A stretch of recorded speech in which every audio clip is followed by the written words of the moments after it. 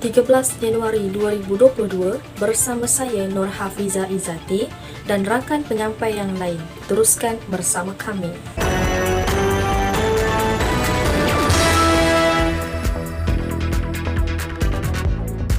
Assalamualaikum dan salam sejahtera. Penyebaran berita palsu pada hari ini semakin berleluasa dan ianya memberi kesan yang buruk dalam kalangan rakyat.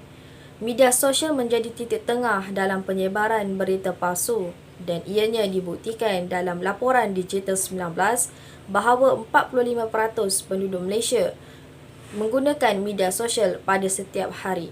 Tamsilnya, My Metro telah mengeluarkan satu kenyataan bahawa 1,897 kes siasatan dibuka mengenai penyebaran berita palsu. Rentetan daripada itu, penyebaran berita palsu mengenai wabak COVID-19 turut membimbangkan dalam kalangan rakyat. Sejak kemunculan wabak COVID-19, terdapat berita palsu yang tersebar di media sosial yang mencadangkan penawar bagi mengatasi cara penyembuhan virus tersebut.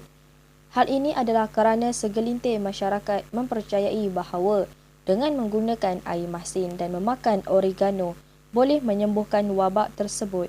Justru itu, penyebaran berita palsu haruslah dititikberatkan oleh semua individu agar tidak berleluasa dan menjejaskan identiti seseorang.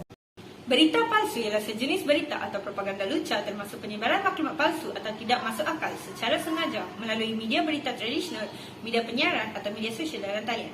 Tujuan menyiarkan berita palsu adalah untuk menutup pandangan orang ramai dan memalukan parti politik tertentu untuk kepentingan ekonomi atau politik mereka sendiri. Biasanya menggunakan tajuk sensasi dan tidak jujur atau semata-mata untuk menggalakkan pembacaan perkongsian dalam talian dan pendapatan klik internet. Serupa dengan tajuk clickbait dan bergantung pada hasil pengiklanan yang dijana daripada kempen tanpa mengira kesahihan cerita yang disiarkan. Berita palsu semakin penting dalam politik pasca kebenaran. Bagi aktivis media, keupayaan untuk menarik penonton ke laman web mereka adalah syarat yang diperlukan untuk memenuhi keperluan pengiklanan. Akses mudah kepada hasil pengiklanan dalam talian, peningkatan polarisasi politik dan populariti media sosial semuanya melibatkan penyebaran berita palsu yang bersaing dengan berita yang sah. Bagi aktaran kes, antara kes penularan berita palsu yang dapat diilustrasikan adalah salah satunya kes di Pulau Pinang dan juga di Perak, di mana terdapat 5 orang suspek yang tertuduh dalam menularkan berita palsu berkaitan dengan wabak COVID-19. Dan siasatan yang dilakukan terhadap suspek adalah tertakluk di bawah Seksyen 233 Akta Komunikasi dan Multimedia 1998. Dan sekiranya kesalahan tersebut disabit, suspek yang dituduh dijatuhkan hukuman denda tidak melebihi RM50,000 ataupun penjara 2 tahun ataupun kedua-duanya.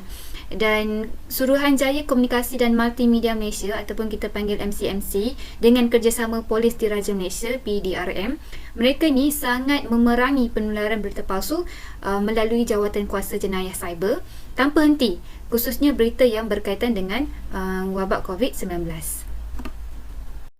Seterusnya, saya akan menjelaskan tentang 3 kesan penyebaran berita palsu dalam kalangan masyarakat serta politik negara. Berdasarkan satu jurnal daripada Universiti Tun Hussein On pada tahun 2020, pengkaji menjelaskan bahawa penularan berita palsu dapat menjejaskan ketenteraman dan keamanan negara. Hal ini demikian kerana masyarakat cenderung untuk saling berkongsi maklumat yang diperoleh di laman media sosial masing-masing dan menjadikan ia cepat tular.